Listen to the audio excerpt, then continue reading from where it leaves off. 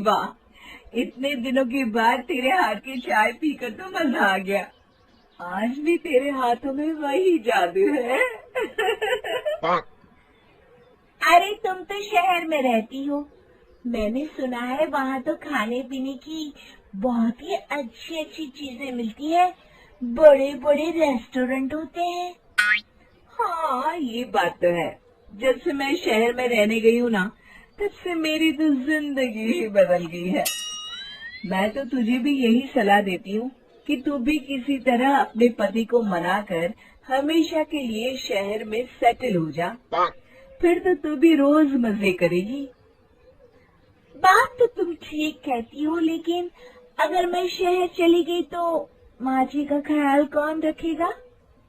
अरे, तू उस बुढ़िया के चक्कर में अपनी पूरी जिंदगी क्यों इस छोटे से गांव में बर्बाद कर रही है? तेरी सास तुझसे नौकरानी की तरह काम करवाती रहेगी और तू पूरी जिंदगी इस घर में कोलू के बैल की तरह पीसती रहेगी। अरे, तो आज के जमाने की औरत है। खैर, तुझे समझाना मेरा काम था, आगे तेरी मर्जी। अच्छा, तो अब मैं चलती हूँ।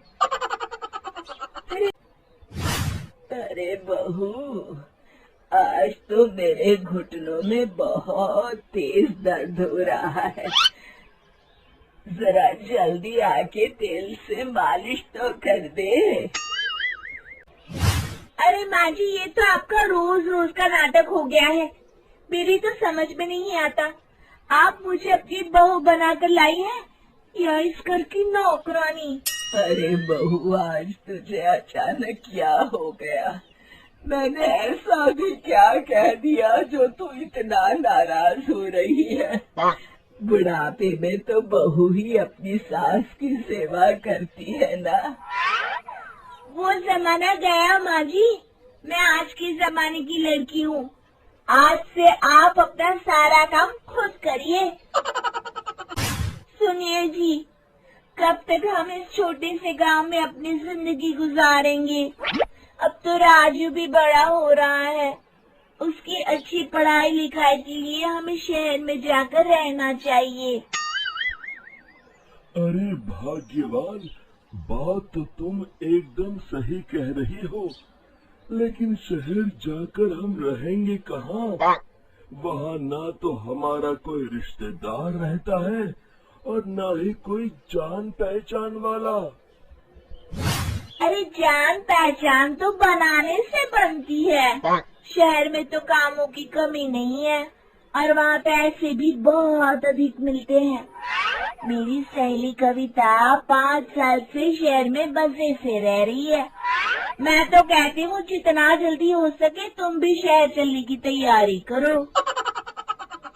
फिर हरिया अपनी पत्नी की बड़ी बड़ी बातों से प्रभावित होकर शहर जाने का मन बना लेता है और शहर जाने के लिए गांव के लाला से कर्ज ले लेता है। कुछ दिनों के बाद हरिया अपनी बूढ़ी माँ को घर में अकेला छोड़कर अपनी पत्नी और बेटी के साथ शहर चला जाता है। लेकिन शहर पहुंचकर हरिया को रहने की जगह ढूंढने में काफी परेशानी होती है।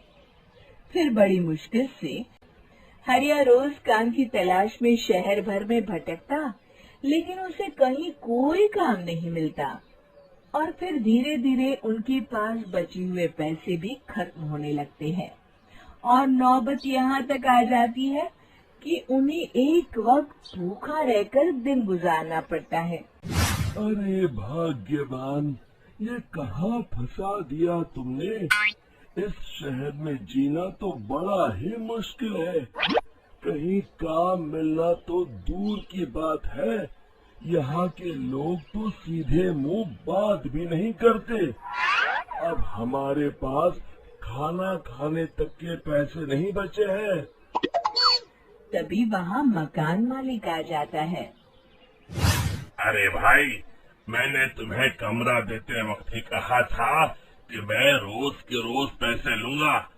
2 दिन हो गए, तुमने 1 रुपया भी नहीं दिया। सेठ जी, इस वक्त तो मेरे पास बिल्कुल भी पैसे नहीं है। आप मुझे कुछ दिनों की मोहलत दे दीजिए, मैं जल्द ही आपको किराए के पैसे दे दूंगा। ओहो, इस तरह की बातें तो मैं सालों से सुनता रहा हूँ।